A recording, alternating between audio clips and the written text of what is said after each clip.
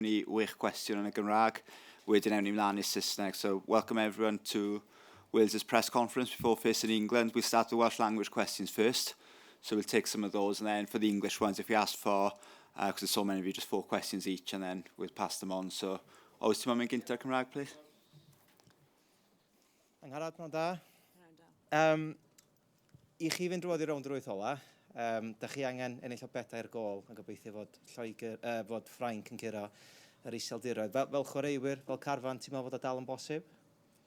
Ie, wrth gwrs. Ni'n mynd mewn i'r gêm wedi paratoi'r un peth. Ni'n gwybod yr hanes sydd tu ôl i'r gêm yma.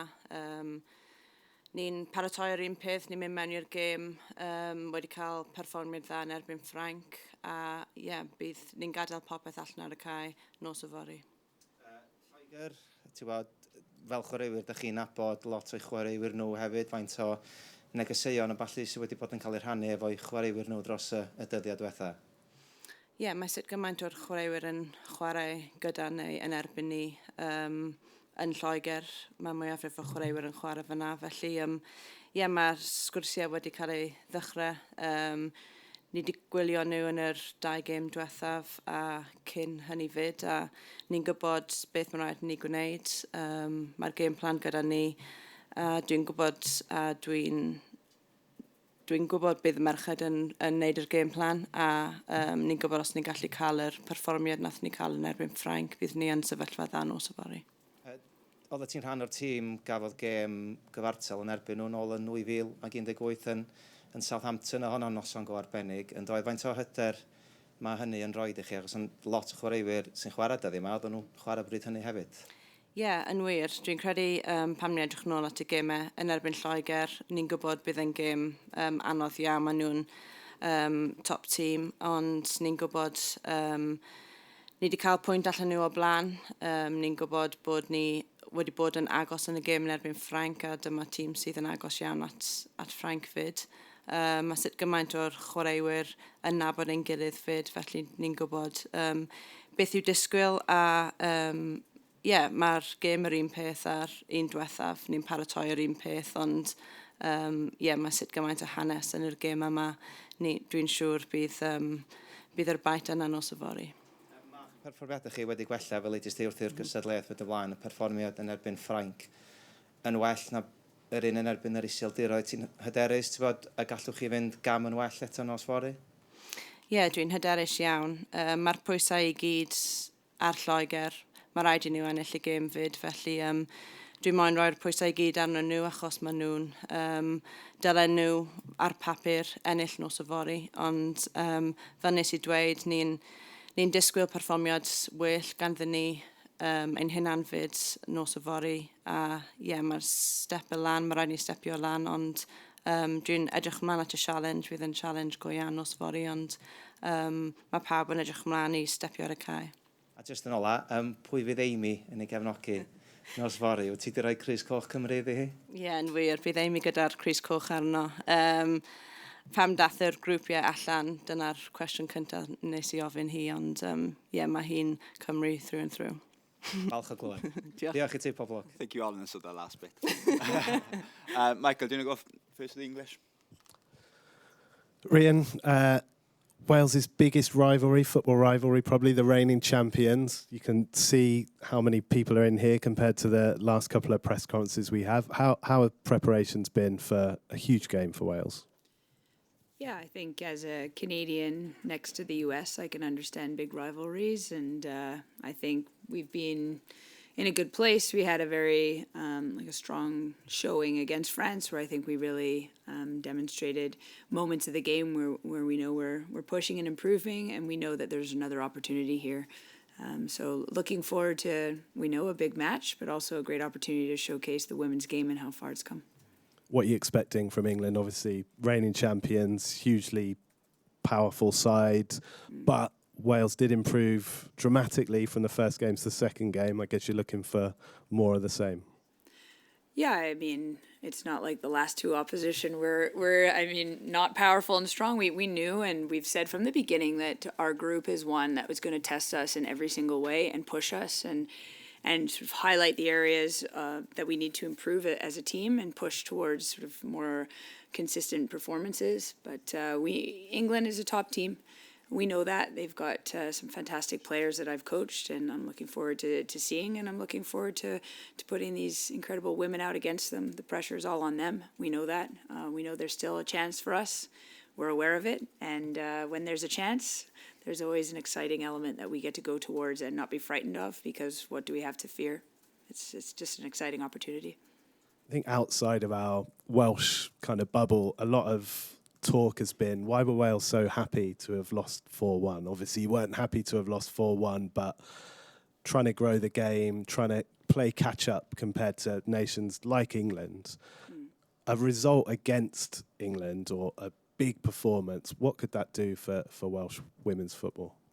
Well, firstly, I don't think many people inside women's soccer didn't understand. We're here for the first time, and we're here to make an impact. And part of that is celebrating our firsts. So we got to celebrate Jess's goal twice. Thank you, VAR.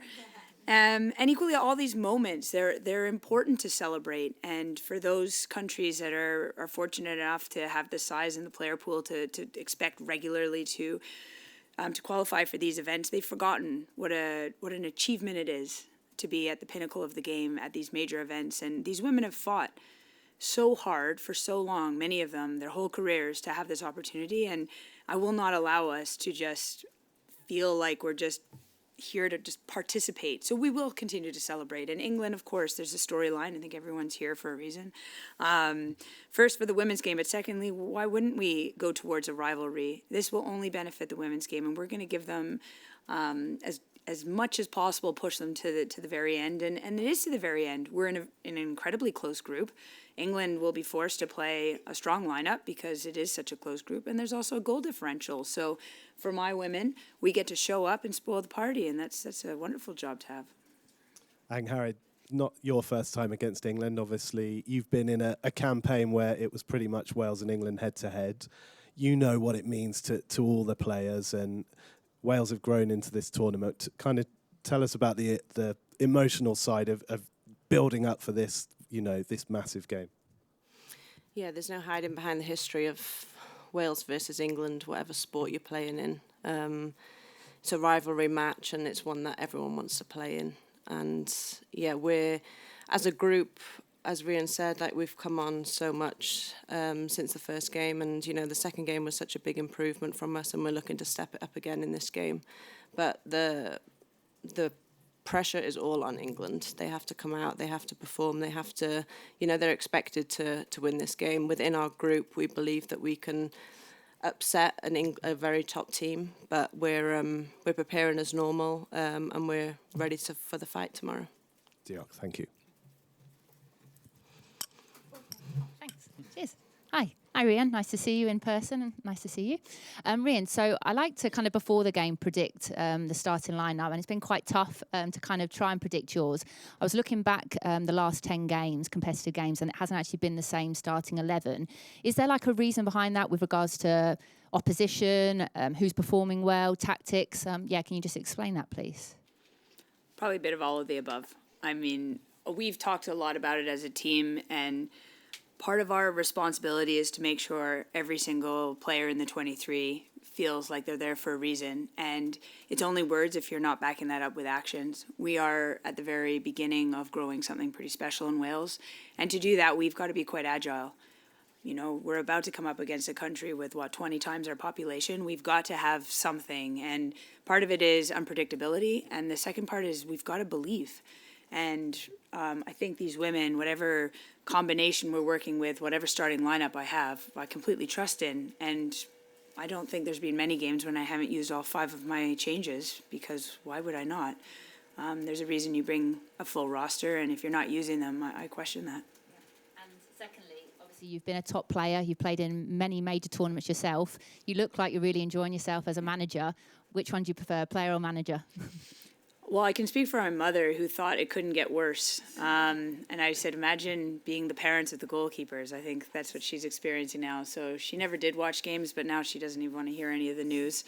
It's a different pressure.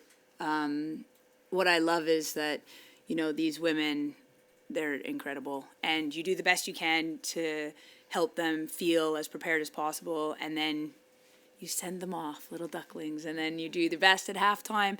But it's up to them, and they react and they adjust, and a lot of what you're seeing on the pitch is them just figuring out the situation. They can't hear us. You know, we usually use our voices and pretend you can hear us. But I find it's less stressful because I can't do anything anymore. But it is a weird feeling to know, like, you just got to hand that over, but also it's quite a nice responsibility. No, brilliant. I just want to say I love listening to you. I think you speak great. So best of luck. Thank you. Shemai Pawb. And Harrod, obviously, it's a well-known fact that in 2003, the Federation gave the money to the men's team, and it was only so many years later that England women got to a final of a Euros. And that's important for people to understand that Cymru has been on their own journey, and what a journey it's been.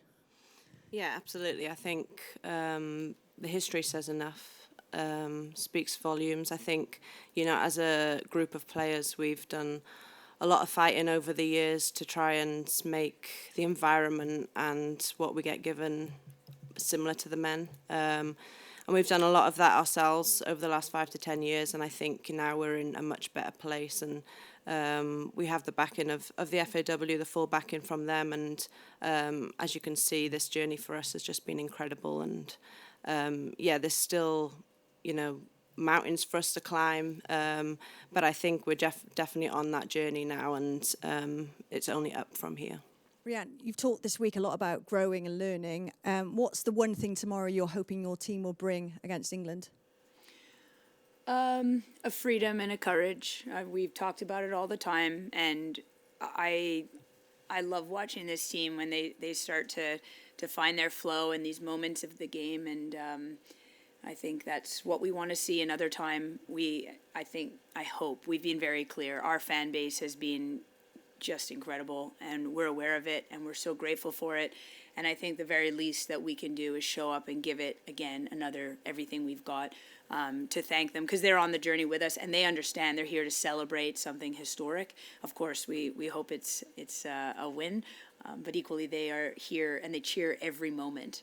I think we saw that against France, so I think it's another wonderful opportunity for us to give a thank you to our fans by laying it all on the field. Listen, if this is the last presser before a game, I just want to put on record that, you know, we've all enjoyed watching you on the pitch, but the group of women you've had every day, oh my God, I'm going to get emotional. Oh God, sorry. Mm-hmm. The group of women we've interviewed every day, sorry. Oh, see, this is Will. Sorry. It's been an honour, and I think everyone back home and here has just enjoyed listening to these brilliant women, not just talk about Cymru, but their pride for each other and as a family. Yeah. Just, sorry, I can't talk anymore. A word from you two.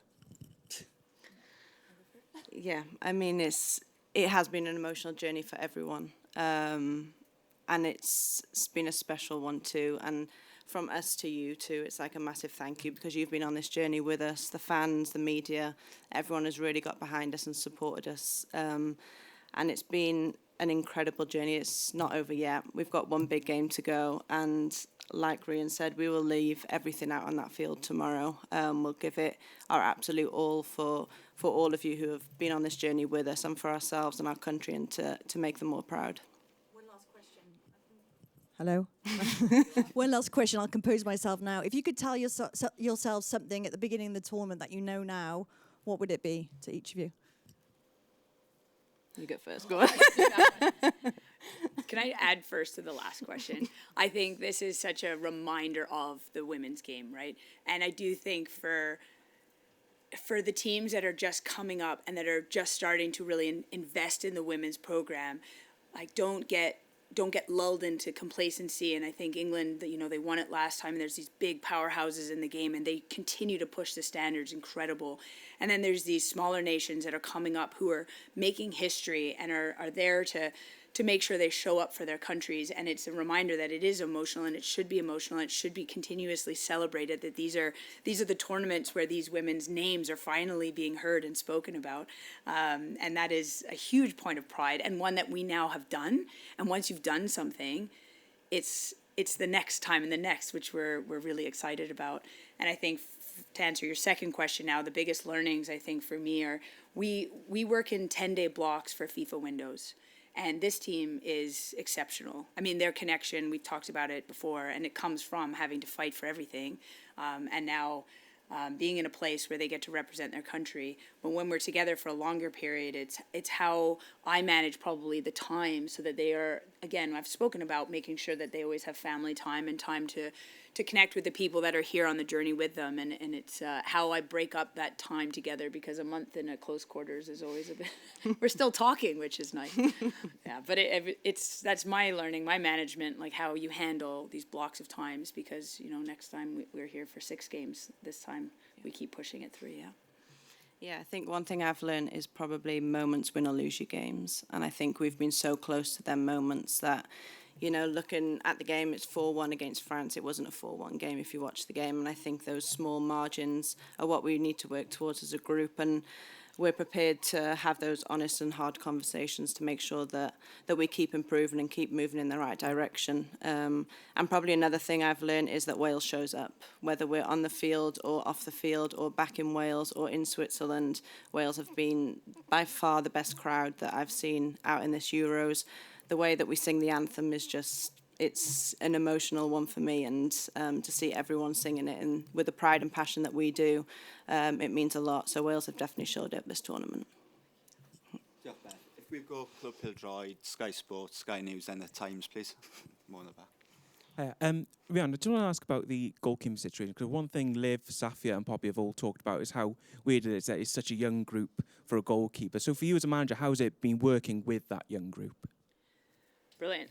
Again, three strong characters, and I think the good news for Wales is that we do have a group of young keepers that are going to have to learn to push each other for that number 1 spot, which is the situation you want. It's a tough one for them, and they've handled it very well, because obviously I made a change, but it will only serve them better in their club careers and in their international career to go towards that challenge and to push each other to be the very best they can be. And just on squad selection, is everyone fit? Everyone is fit. Angharad, just for you, actually, sorry, can I just add?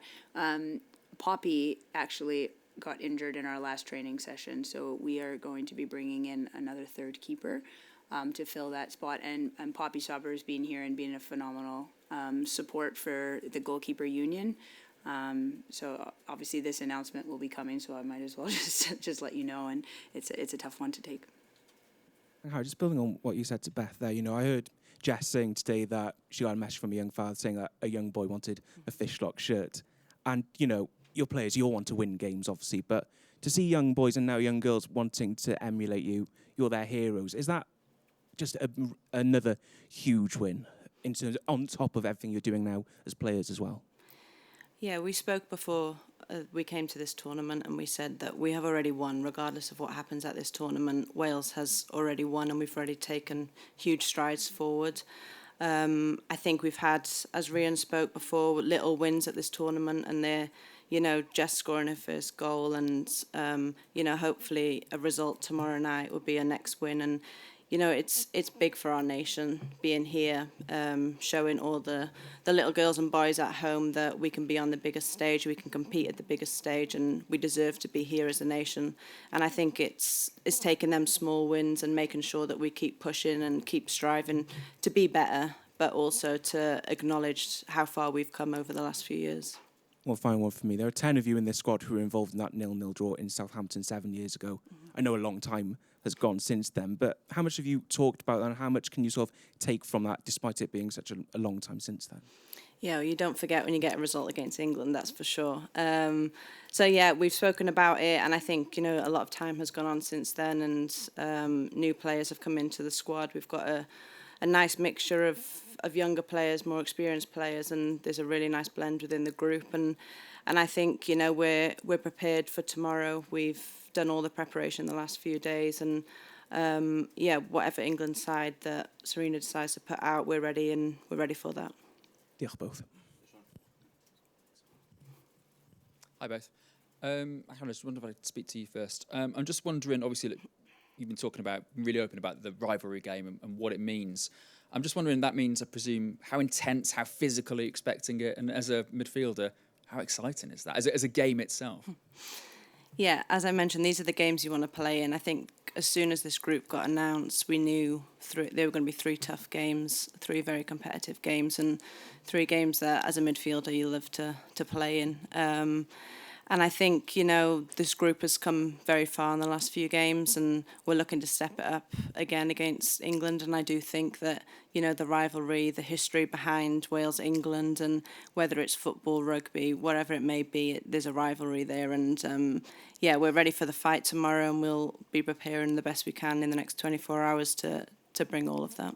Rhian, I'm just wondering how difficult England have been to prepare for, considering they put on a certain performance against France and then played a lot better against the Netherlands. How difficult is a Sarina Wiegman team to prepare against? Well, it's same as us, right? I do think first games are first games, and it doesn't matter which country you are. There's a nerve and expectation. They're the reigning champions, so that first game comes with extra pressure, as all their games do now, right? When you're at the top, it's a tough life. But yeah, I think Sarina is an incredible coach. She's definitely someone that I've always watched and been so impressed with.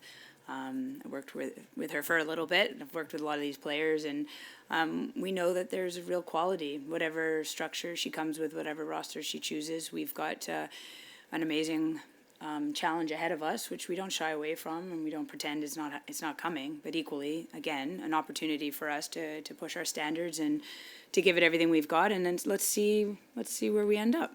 So much of the sort of coverage and the discussion about the game is about how Wales can contain and frustrate. This is a really good chance to show just how the other side of it, isn't it, as well? How good this team is, and how it can not just give a good team a bloody nose, but also actually go out there and play good football. Yeah, I think it would be detrimental to look past us, but that's their problem. I mean, we're preparing like we do every game. I've not let them talk about this England game until we were finished at the French game, and for me, I am Canadian, so I understand the grudge match with my neighbors in Canada, but equally for me, this is another incredible challenge, and I can't pretend there's not history there. I have read a book, but I think for these women, it's acknowledging it and not letting it get bigger than it needs to be. This is going to be, and I think we all can agree, what a wonderful opportunity for women's football to two nations, neighbors, to put on a display for our fan base. Thank you very much. Rob from Sky News.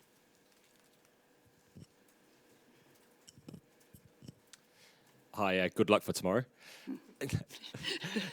Are there any weaknesses you think you can exploit in this England team? Yeah. You going to divulge them? No. Yeah, there's weaknesses in every team, absolutely. And we've talked about them, and we have our own to cancel out, and they have their own to cancel out, so it should be a good game.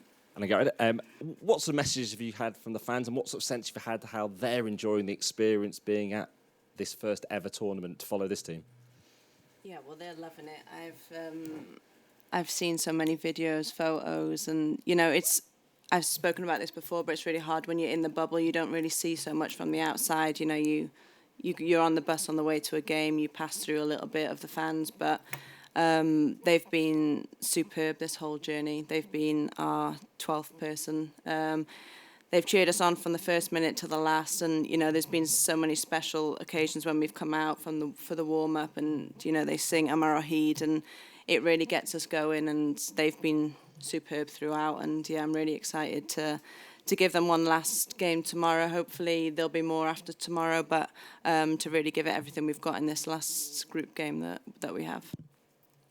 Thanks, Rob. We got 2 in the back and then 1 in the front. Then that's okay. Yeah, the time's there, Kit.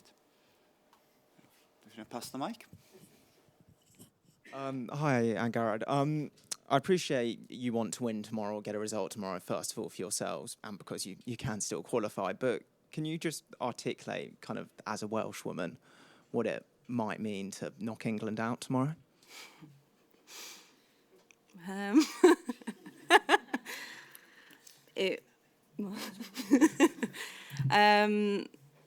What it would mean, I think first and foremost we just concentrate on us delivering the game plan, getting the performance right, and the result hopefully come with that. I think as a Welsh woman, do you want to knock England out? Of course you do.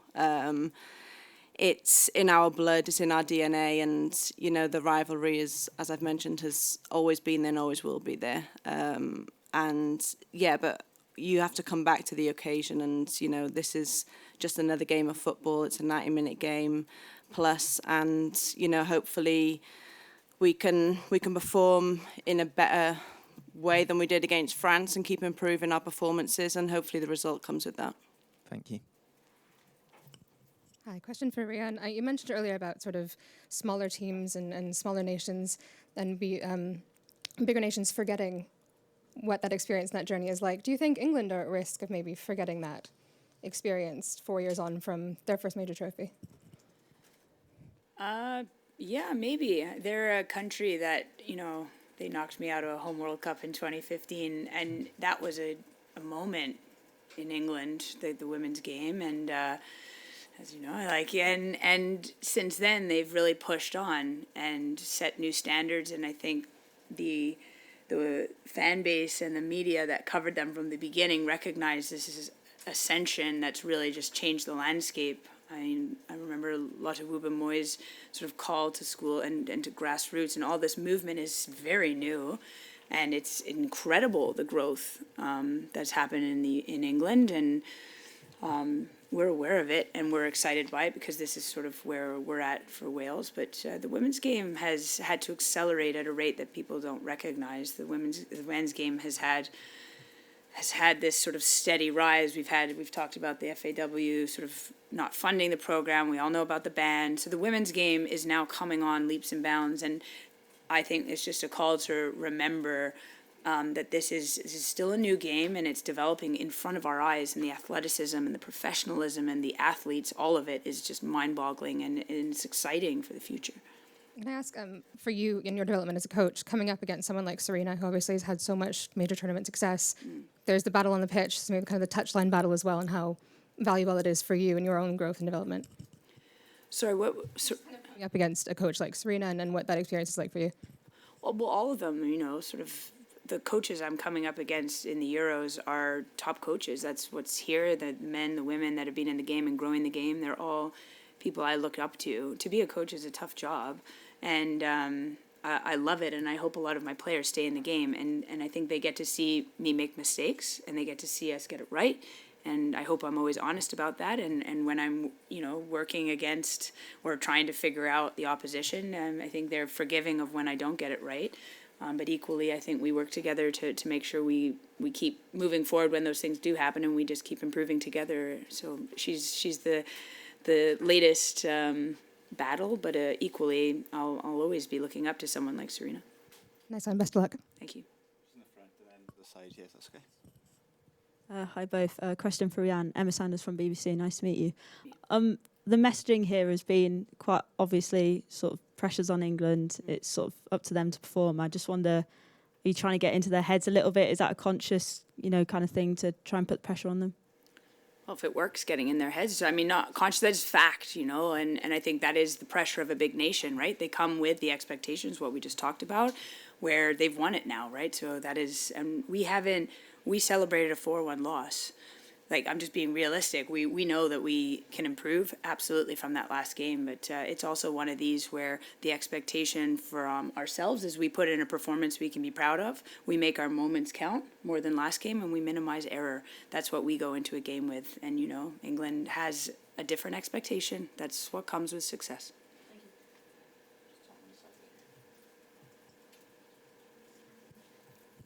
Hi, Tom Gary from The Guardian. Thanks for your time. Rhian, I just have one question. Following on a little bit from what Rob was asking about weaknesses, I'm wondering how much positivity you've taken from some of England's results so far this year, like losing in Belgium and drawing with the Portuguese. I appreciate they've also beaten Spain as well. But how much hope does that give you that actually they're not invincible? Well, past games you look at always, but every 90-plus minute game is an experience in itself. So I think if you judged us on the Holland game, you wouldn't have expected the French game, and the same with England. We do look at past games, of course. We do our due diligence, but this is a whole new game. And Serena's very clearly sort of changed things with this team, and they're pushing on in a different way, and that's just where that team is at. So looking back in the past, before sort of some of the personnel has changed as well for England, is not helpful. Like, I don't think, for me, Southampton 7 years ago is. I hope it inspires them, but it's not part of my prep. Thank you very much. Thanks. Any more questions? Brother, thanks. We go to the one-to-ones now. Diolch yn fawr, pawb. Thank you. Thanks very much.